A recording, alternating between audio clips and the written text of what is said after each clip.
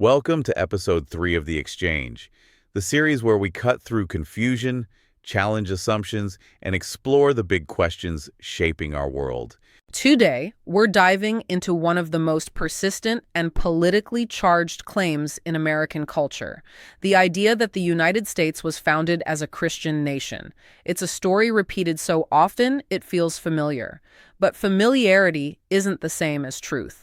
In this episode, we examine Andrew Seidel's The Founding Myth, a powerful investigation into where this narrative comes from, why it's historically inaccurate, and how it's used today to reshape American identity. If you're here because you value clarity over slogans, history over myth, and evidence over wishful thinking, you're in the right place. Let's begin. So today on the deep dive, we're tackling a really big one. This idea, this claim you hear all the time, that the United States was built specifically on Judeo-Christian principles. It's definitely a powerful assumption in our culture, yeah. But the sources we're looking at, mostly legal and historical scholarship, they present a pretty stunning challenge to that. Okay, let's unpack that. The core argument we're examining is, well, provocative. What if America's founding documents, either the Constitution, the Declaration, what if they aren't just not based on those religious values? But actually operate on principles that directly contradict them. Exactly. Contradictory. And what's really interesting is when you actually line up the two systems of law, constitutional law and biblical law, the scholarship finds they're, well, mostly incompatible. And if that holds true, it really gives you the tools, doesn't it? The ability to sort of push back on claims that the U.S. legal structure is just, biblical ideas in disguise. Right, a historical toolkit. Okay, so let's start with the phrase itself. Judeo-Christian. It's thrown around constantly. Sounds ancient, authoritative. But chronologically, it's pretty young, isn't it? How did scholars trace its origins? And why call it a political fabrication? Well, they point out that, politically speaking, it basically didn't exist until well into the 20th century. Our sources actually call it a made-in-America myth, strategically created. Made in America. And where did that strategy come from? What was the context? It really emerged right after World War II. Yeah. See, after the horrors of the Holocaust, the old language, our Christian civilization, it started sounding, well, pretty exclusive. Ominously so. Yeah, I can see that. So Judeo-Christian was kind of a linguistic fix, an attempt to soften that edge, acknowledge the Jewish community, especially as America was looking outward. But it really picked up steam in the 50s, right? Right. As a kind of counter move. Oh, absolutely. Its main thrust came during the fight against what they called atheistic communism. The thinking was pretty straightforward. In the battle against the godless Soviets, any religion seemed better than no religion. Makes sense. That's why you see President Eisenhower using it in '52. He famously said, American government has no sense unless it is founded in a deeply felt religious faith. And then he added, and I don't care what it is, the emphasis was on faith itself, not the specifics. So even though it sounds inclusive, the sources are suggesting it often acts more like a, what do they call it? A sop or a fig leaf. Basically covering for a movement that's still fundamentally Christian in its goals. That's the pattern the scholarship points to, yeah. You see, even today, groups will publish things under the Judeo-Christian values banner, but then you look and they almost always link out to explicitly Christian organizations. Yeah. There was even an instance where the head of the Family Research Council just flat out said U.S. values were rooted in Christian tradition, just dropped the Judeo part entirely. It kind of shows how, for the core movement, it can be practically irrelevant. And that's just the political side. There's also a fundamental theological clash, isn't there? A huge one. Judaism, by definition, rejects Christianity's core claim that Jesus is the Messiah. And Christianity is, of course, built entirely on that claim. They are theologically opposed systems. Okay, so if the term itself is relatively modern, politically motivated, and theologically shaky, then who were the people in Philadelphia in 1787?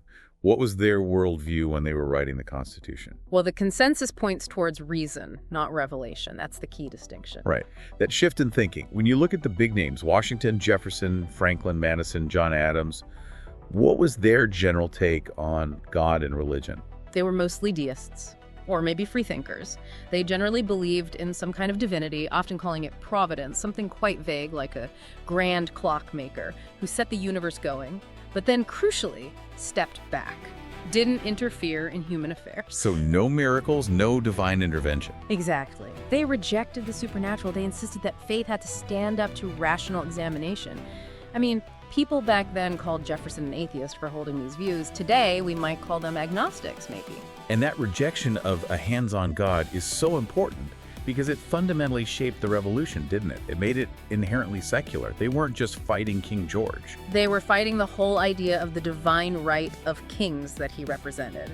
That was the justification for his rule, often backed by loyalist ministers quoting the Bible about obeying rulers. All right. So when the Declaration says governments get their power from the consent of the governed, that's a radical break.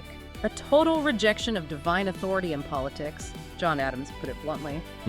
The people alone have the right to create and change government, not God. And they were very deliberate about keeping church and state separate, weren't they? It wasn't just accidental. Not at all. Intentional. George Washington noted that, real piety needed but little political direction. He was basically defending the Constitution's secular nature, its godlessness, as some saw it. Alexander Hamilton, in the Federalist Papers, drew a direct contrast with the King of England, pointing out the U.S. president has no particle of spiritual jurisdiction. Zero. And James Madison really spelled out the dangers of mixing them, didn't he? He certainly did. His memorial and remonstrance is maybe the clearest statement. He argued that combining church and state always leads to superstition, bigotry, and persecution. That wall of separation wasn't about hurting religion.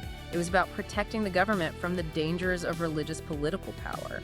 It really sounds like they approached constitution building like political engineers rather than priests or prophets. They were political scientists, absolutely. John Adams said the American governments were contrived merely by the use of reason and the senses. He specifically contrasted that with relying on interviews with the gods. Their focus was empirical. And you see that scientific, practical mindset in their other work too, right? That's key to understanding how they thought. Definitely. Think about Franklin. He wasn't looking for divine signs and storms. He was inventing the lightning rod, bifocals. Jefferson was into agricultural science, funding expeditions. Washington wasn't just praying for his army's health. He was inoculating them against smallpox, a major innovation. Observation, hypothesis, experimentation. Exactly, not divine revelation. And that mindset is why the Constitutional Convention actually voted down a motion for daily prayers. And it's why the Constitution itself only mentions religion once, to explicitly ban religious tests for holding federal office. Okay, that really sets the stage. Now let's get into the direct clashes. The fundamental conflicts between specific biblical morality and the U.S. constitutional structure. Starting with something basic, justice and guilt. Yeah, this is where the contrast becomes really stark. Look at the Christian system. It relies heavily on concepts like original sin, that's guilt without any personal action, and vicarious redemption, where Jesus' sacrifice supposedly cleanses the sins of others. That's foundational theology. Which is completely the opposite of American law. Yeah. Our whole system is built on the presumption of innocence until proven guilty, and maybe most importantly, on personal responsibility for your own actions. Precisely. You can't just import those biblical concepts of guilt into our legal system. It would completely break it. Take the second commandment, the one against graven images. The text explicitly says the punishment includes visiting the iniquity of the fathers upon children unto the third and fourth generation. Inherited guilt. Right. But our Constitution operates on the bedrock principle that guilt is personal. It cannot be inherited. They're direct legal opposites. Wow, okay. What about the 10th commandment? You shall not covet. How does that square with American law? It doesn't, at all. The 10th commandment essentially criminalizes a thought. Coveting happens entirely in your mind. But the First Amendment protects thought absolutely. You have the right to think anything, even bad things, greedy things, as long as you don't act on them in a way that harms others or breaks a law. So the Constitution protects what the commandment forbids. Exactly. And Jesus arguably took it even further, right? Saying lust equals adultery, anger equals murder. This creates a kind of perpetual internal guilt, which, historically served to bind believers more tightly to the church for absolution. But legally. Criminalizing thought is something totalitarian regimes do. The Constitution explicitly prevents it. Okay, but what about the argument you often hear that basic moral laws like don't murder, don't steal, those come from the Ten Commandments. Yeah. That they are uniquely Judeo-Christian contributions. Yeah, that claim doesn't really hold up historically. Those core prohibitions, don't kill, don't steal, these are pretty much universal human principles. You need them for any society to function, and they appear in codes and philosophies centuries, even millennia, before the Bible. Like the Golden Rule. Like the Golden Rule, exactly. Often cited as Christian, but you find versions of it in ancient Egypt, in Confucius, among the Greek philosophers like Thales, long before the New Testament was written. And isn't there also an issue with how the Bible sometimes applies those rules? Yeah. Like who counts as someone you shouldn't murder? That's the other crucial point, yeah. The scholarship suggests that often in the Bible, rules like you shall not murder are interpreted as applying primarily to your neighbor, meaning your fellow tribe member, your co-religionist, not necessarily universally to all humans. So more tribal than universal. It can certainly read that way, especially when you put it alongside other parts of the Old Testament that command the Israelites to, frankly, wipe out other groups living in the Promised Land. It suggests the rule against murder wasn't always seen as a universal human right, but more of a rule for interactions within the group. Okay, so if the Constitution was designed to be secular, and its principles often clash with biblical ones, where did all the religious language we see constantly, in God we trust, on money, under God, in the pledge, where did that stuff come from? It wasn't there originally. Right, and that's key. These are much later additions. The scholarship identifies them pretty clearly as insertions during periods of intense national crisis and fear. They aren't reflections of the founding ideology. Take in God we trust. When did that appear? On coinage. During the Civil War, it was added between 1861 and 1864. The Civil War. Why then? What was the trigger? Well, think about it. The nation was literally tearing itself apart. Existential threat, massive bloodshed. It created this huge sense of fear and maybe a spiritual vacuum. A preacher and some officials at the mint pushed hard for it, essentially leveraging a nation that was scared, distracted, and desperate, looking for divine help, maybe. And that's a stark contrast to the original vision. Wasn't the first U.S. coin design totally secular? Completely. The 1787 Franklin-inspired design said, Fugio, which means I fly, referring to time and mind your business. And on the other side, we are one. The unofficial national motto then was E pluribus unum, out of many, one. Totally secular. Wow. Mind your business. Very Franklin. Okay, what about the big one? Under God in the Pledge of Allegiance. Same pattern. Exactly the same pattern. That was added in 1954, smack dab in the middle of the Cold War and the Red Scare. Right, fighting godless communism. Precisely. There was a very conscious, coordinated campaign by business leaders, clergy, groups like the Knights of Columbus, to explicitly link Americanism with belief in God, specifically Christianity, as a political weapon against the Soviet Union.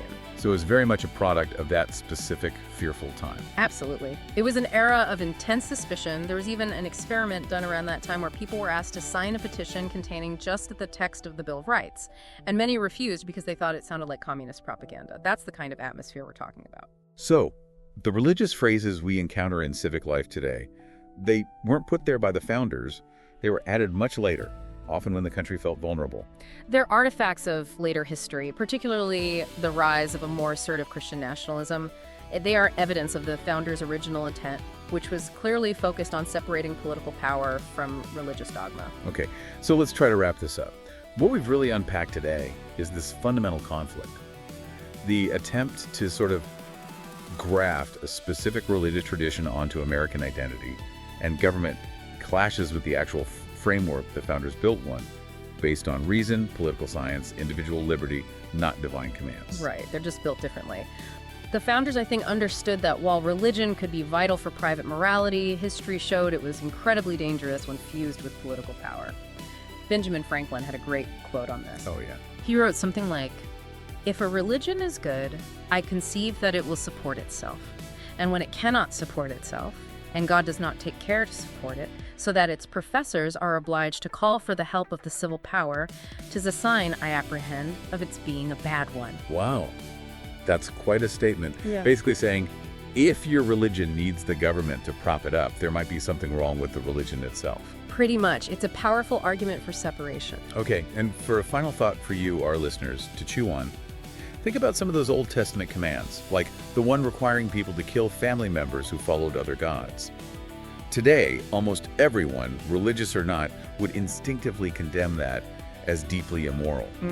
Well, the very fact that your conscience, your own moral compass, judges that biblical command as wrong, doesn't that suggest your sense of morality actually operates independently from the Bible? Yeah. Independently from religion itself? It's a challenging thought. The founders perhaps gave us a framework built on reason and universal principles that allows for and even trusts that independent moral judgment, and maybe that is the real cornerstone of the American experiment.